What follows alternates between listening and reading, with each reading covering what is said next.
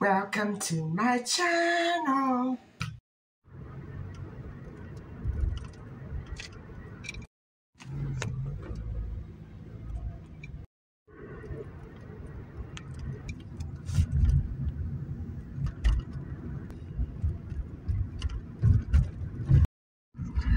Hi guys, how you doing?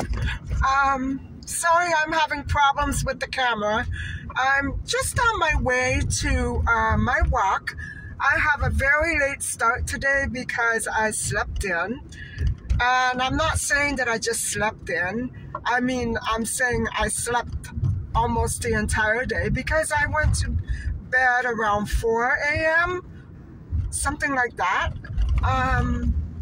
So anyway, I'm on my way for the walk, and I just wanted to let you know that afterwards I'm going to be giving you the other part to the Titanic explanation. It's going to be a review of the Titanic and the submersive as well, and the situations that might have surrounded the sinking of the Titanic. And so after my walk, I'm going to be rustling up a little dinner. I don't know what or where, but I will, and I'll take you along with me.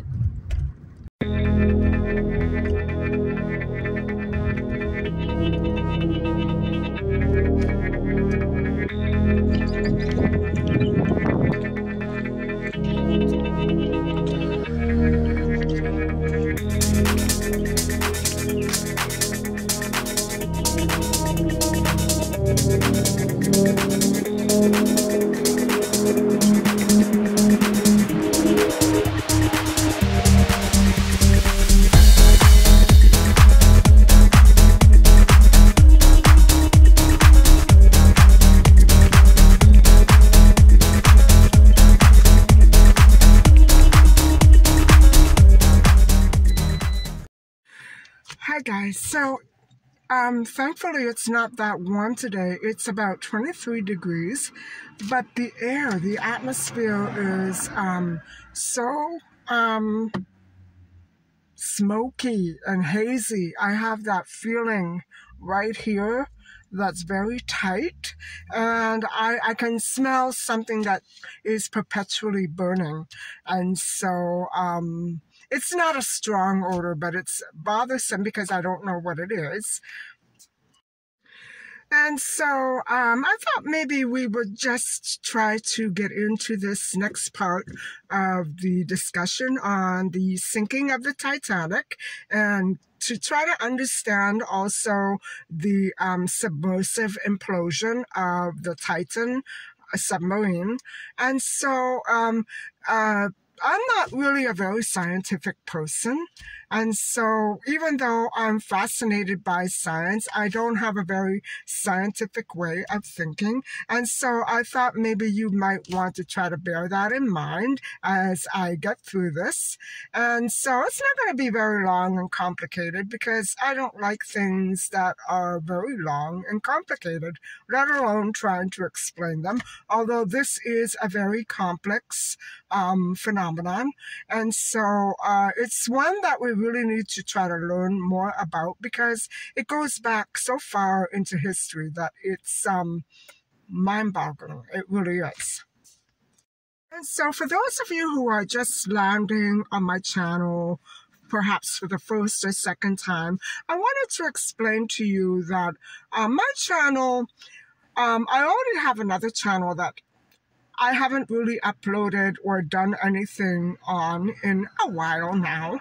And although it's an art history channel, which I am so interested and fascinated in art history, I mean. And so I'm thinking of doing another episode on that channel soon. But I want to keep everything else that fascinates and interests me in this one channel, because I really doubt that I want to split off into another channel. I love watching all of your episodes on painting and DIY crafts and other objects, some of you are such fascinating artists. I also love the cooking shows and the daily vlogs and anything that's a cultural background that differs from mine. I love the nature channels and I love the meditation channels. What can I say? I just love them all. And so I thought maybe I would try to incorporate a little bit of all of that into some of my episodes, and meanwhile focusing on my everyday daily life. And so it burns me out to upload. Sometimes it burns me out to upload on a daily basis, but here I am enjoying it so much that I keep doing it. And so yesterday we left off discussing the sinking of the Titanic and the possibilities that the actual realities that the Aurora storm or the geomagnetic storm going on April 12th of 1912 really disrupted.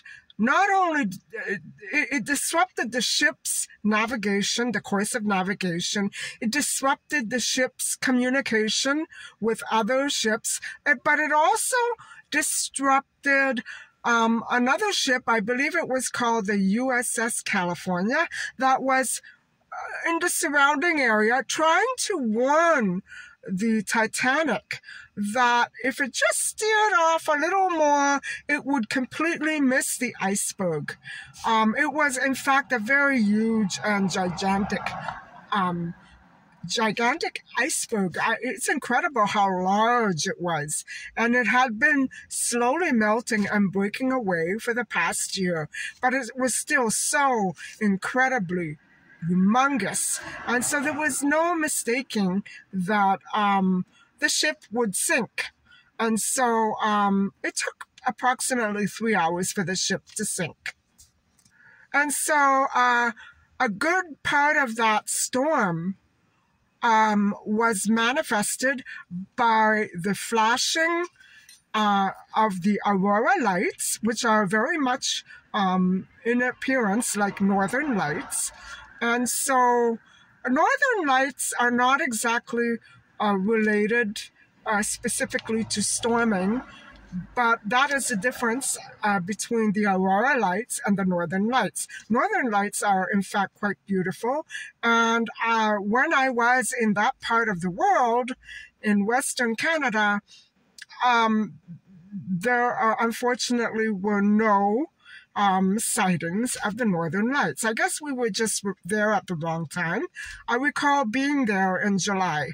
And so, unfortunately, we weren't at the right place at the right time. What can I say? I was about 15 at the time. And so I'm sure that if I had seen them, my father would have recorded it. He was an avid photographer. And I would have remembered it for sure. And so, guys, one of the issues surrounding the wreckage of the Titan at the bottom of the ocean is that over time, it gradually was covered in sediment. And also, there was a layer of microbes and, bacteria that slowly ate away at the wreckage. And so that really, it's unfortunate because we cannot bring it up to study it a little closer. It may have eaten away at other answers that could have provided very insightful information for investigators and scientists.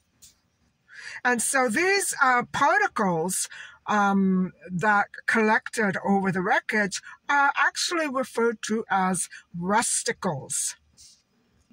And so, in general, the deeper an object travels in the water, the greater the amount of activity and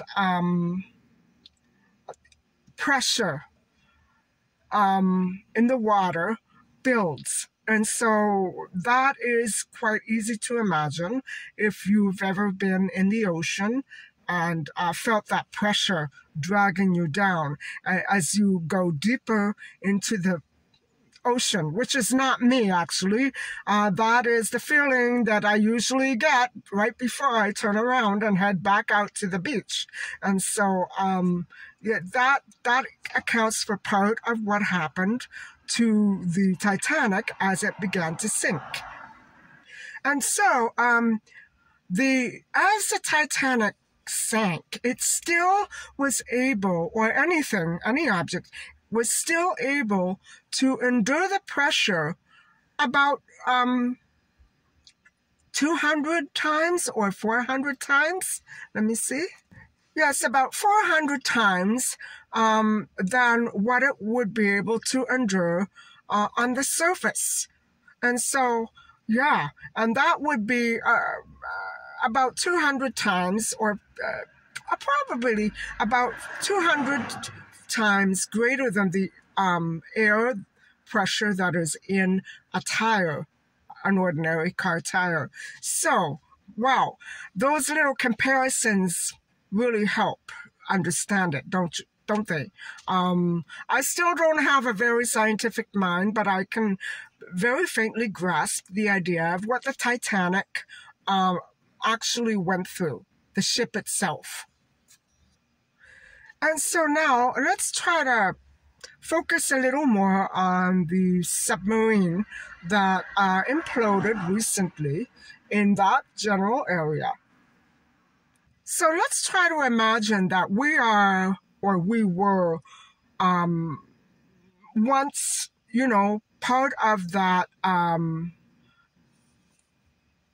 how do you say this? Part of that excursion, that journey to the bottom of the ocean's floor to view the wreckage. And so what would we have seen? Well, as we descend, we would probably be encountered right when we get to the bottom of the floor. We would probably be encountered with extreme and black pitch darkness. And so that's very intimidating, isn't it? And that is because simply that sunlight is completely absorbed by the water and the pressure of the water. So there's no light down there, guys. And, that made it even more difficult to actually, for the passengers to view exactly what was going on. They would have been completely engulfed in darkness. And so that is scary. That is why I think it is important for us to, or other people, not me personally, to investigate this implosion, because if it in fact was staged, we want to know who and why did it. You know what I mean? Why was it done? I'm not convinced it was an accident completely, although there's a very good possibility that indeed it was. Okay, guys, so, I think I've had about enough of talking about this scary and very mysterious and endless journey. To me, it would be an endless journey, because even though the humans that were on board that very unfortunate imploded submersive, they're not around anymore. Still, to me, it's like an endless journey, because they didn't have a proper burial. They didn't have a proper autopsy. They didn't have, it was just instantaneous. And so, to me, that's an incredible journey, to go from life to death like that, all in one endless, mind-boggling passage. Anyway, I'm gonna wrestle up some dinner. I don't know exactly where I'm gonna go. I have to do a little shopping because it's going to be a long weekend. And so I need to pick up a few things before Monday. Monday, the stores will be closed. So, but I'm not gonna shop today. I'm just gonna pick up something quickly. And who knows?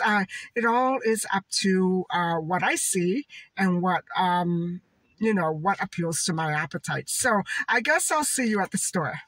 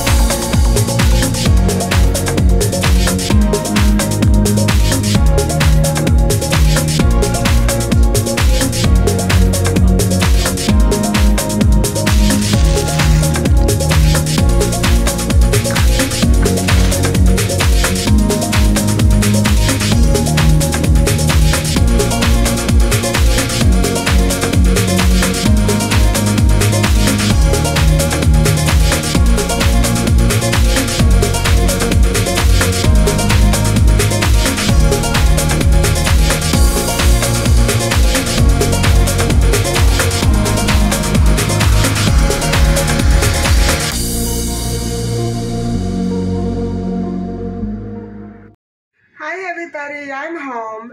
It's a little late.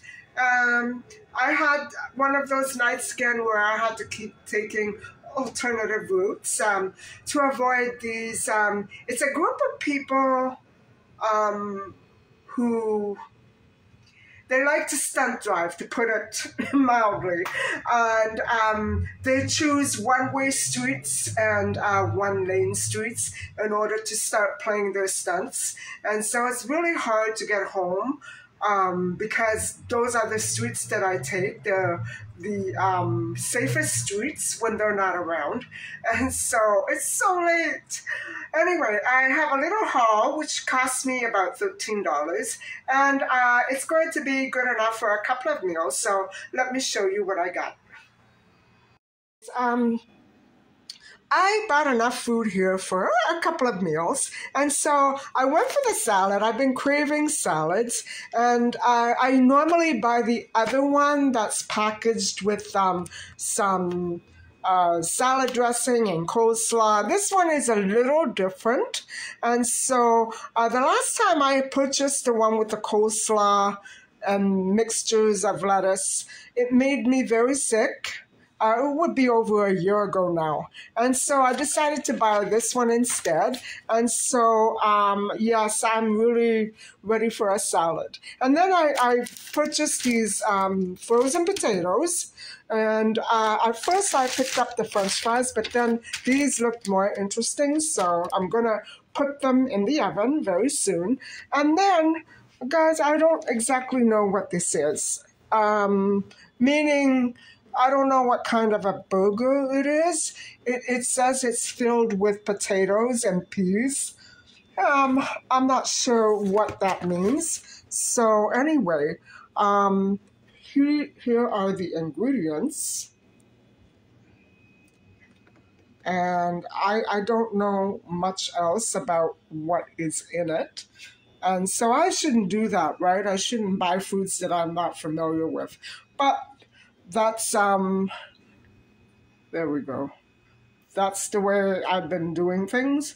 Potato, cauliflower. So there's no meat in these. That's what I was hoping because, all those hamburgers that I purchased, I only ate one of them. So I'm not going to be very big on meat this week.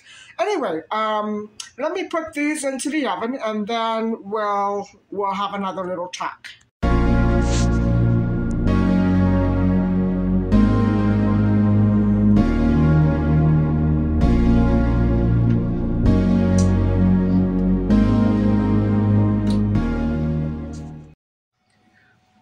Hi, I'm back.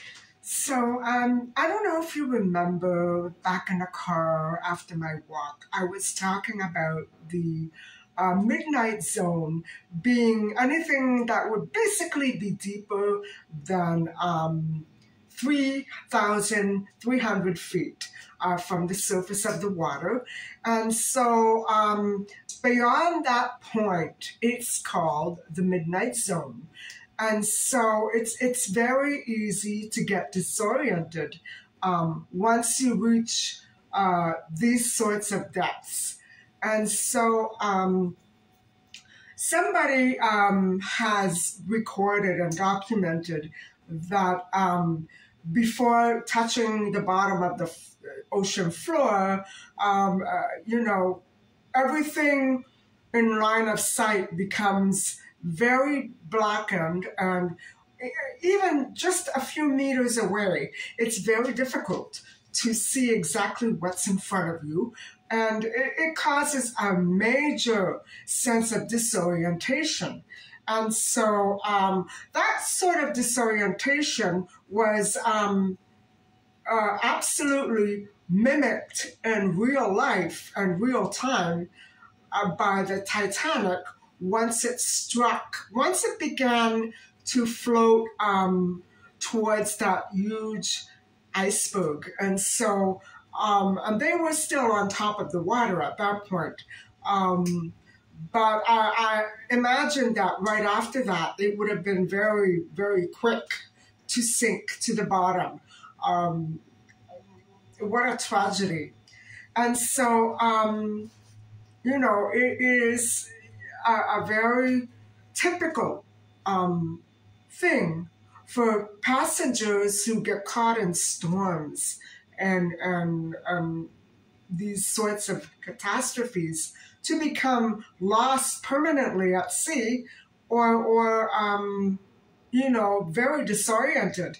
So, there are some techniques that have been developed in order to prevent this sort of loss from happening. And so one of them is that highly detailed maps can be organized through high-resolution scanning. And it actually provides points of focus. You know, I guess it's sort of like when you're going on a hiking expedition and you leave markers all along the way. Well, this sort of does the same thing, but on a map. And so it provides points of areas that are on the route. And so sonar also allows a crew to detect features and objects beyond the small pool of light that is visible, illuminated by a submarine. So submersible pilots also have developed a technique known as inertial navigation. And it is actually a system that uses accelerometers and gyroscopes to track position on the sea and orientation, direction, in relation to a known starting point. So, and its velocity. So isn't that so that as long as you know your starting point and your direct line of travel, you could basically find your way back through anything. The Grand Canyon, for instance. But, you know, it's not always easy to do that. So the OceanGate's Titan submersible carried a very sophisticated inertial navigation system, which was combined with an acoustic sensor, which is a Doppler velocity log, which estimates depth and speed of the vessel relative to the seafloor. So it offers that distance as part of the direction, the scope of movement and direction in which the vessel is traveling. I don't know if I'm explaining this right. I understand it, but it is kind of a tricky concept to put into words and verbalize. So, but I can imagine that it has, basically it plots the route as well as the ocean floor distance from the vessel. Wow, that's amazing. And however, even with all of these high-fangled contraptions, previous trips to the Titanic wreckage with this OceanGate submersible, it is still hard to find the way once the ocean floor has been reached. Wow. I imagine it must be very similar to, I guess, landing on the moon. I'm sure it's got some sort of things in common with something like that. And so, when you touch bottom, you don't exactly know what's ahead of you, where exactly you are, and how much further you need to go in order to encounter an object. So it's like walking around in the dark. It is walking around in the dark. And so you have to actually, I imagine that if these passengers are let out to, say, dive around, I imagine that they would have had no sense of direction or sight at all. And so it's pure blindness. And, these passengers knew that the Titanic wreck was somewhere close by. That could be dangerous, but they didn't know exactly where. So in other words, 500 yards or 1,500 feet away is too dark to see anything. Now, that's not too far, is it? Anyway, so we have to imagine that you could spend a lifetime down there looking for something that never materializes. And so this is why, missing people, I don't know why I bring this up in such a context, but that's most likely what happens. Now, can you imagine trying to find a missing person who has sunk to the bottom of the sea because of weights, obviously? Now, I don't know the mechanics of all that, but nobody's going to find them. Nobody, even if they found or went close by, they wouldn't see them, right? You got to know exactly where that body is. It's impossible. And so to go down to the depths of an ocean to look for dead bodies is something nobody can imagine doing because of the risk. But wouldn't it be lovely to send a camera down there and scan all of these ocean floors? Imagine what we would find. Anyway, so my mind is just absolutely blown away by all of this. Okay, so let's talk about the submarine or the submersible itself. And, the walls of the submarine are very thick, and they are carbon fiber and titanium,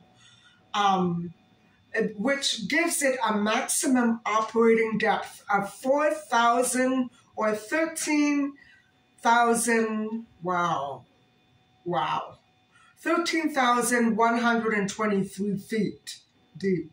Wow. And so the strong surface when strong surface currents come along, um, imagine carrying boats and swimmers off course. Um, these are the sorts of things that the sorts of incidents that are included in such in such a it disorients everybody.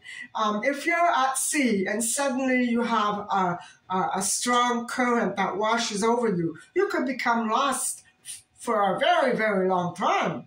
And imagining how far it would take you off the course of your own familiar path. So, yeah, we need to do things about this. And so, although these currents are not usually as strong as those that are found on the surface. I'm talking about the currents that are under surface. They're a little milder and weaker, but they're still quite powerful. And so they can still involve the movement of very large amounts of water. So imagine all of those factors: wind, water, direction of the wind, the intensity of the wind. All of those factors can manipulate exactly where an object or a person will float and subsequently become lost. So these amounts of water can be driven by winds at the surface, affecting the water column below. And deep water tides or differences in water density caused by temperature and salinity. Wow, I didn't realize that temperature and the amount of salt in that ocean can affect the movement of these objects. And these are known as thermohaline currents. Rare events known as benthic storms related to these little ebbs on the surface can cause actually very powerful currents that sweep away material that is traveling along the seabed on top of the water. Wow. That's really incredible and amazing. Of course, I knew there is much about underwater and sea travel issues that I don't know. I don't understand. And quite frankly, I would never be able to take a boat ride anywhere because I just can't do it. I've heard too many things. I've seen too many headlines, and I don't want to have any part of it.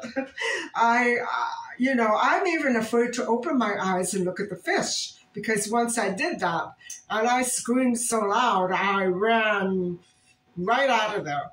And it was a very long time, maybe several years later, that I was actually brave enough to open my eyes again. And guys, I don't know if you all know this by now, I had a home right on top of the ocean.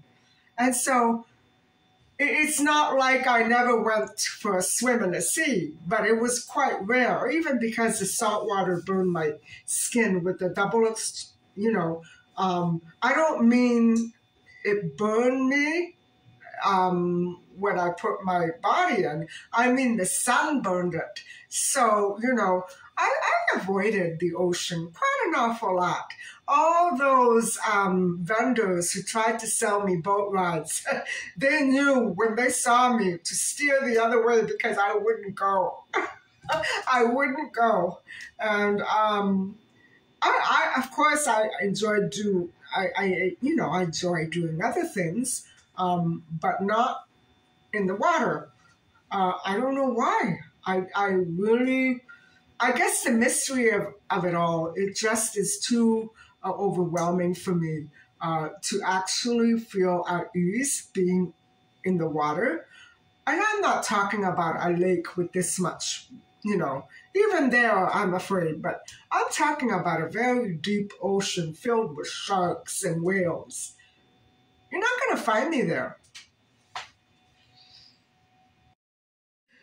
Well, everybody, that ends the last part of our discussion on the Titanic and the Titan submersible. And so I hope you've enjoyed coming along my walk with me today and going to pick out some dinner at Walmart and listening to this discussion. And so I'm ready for dinner now. So I think I'll say good night. Thank you very much for watching. And please don't forget to like and subscribe. I'll see you soon. Bye-bye.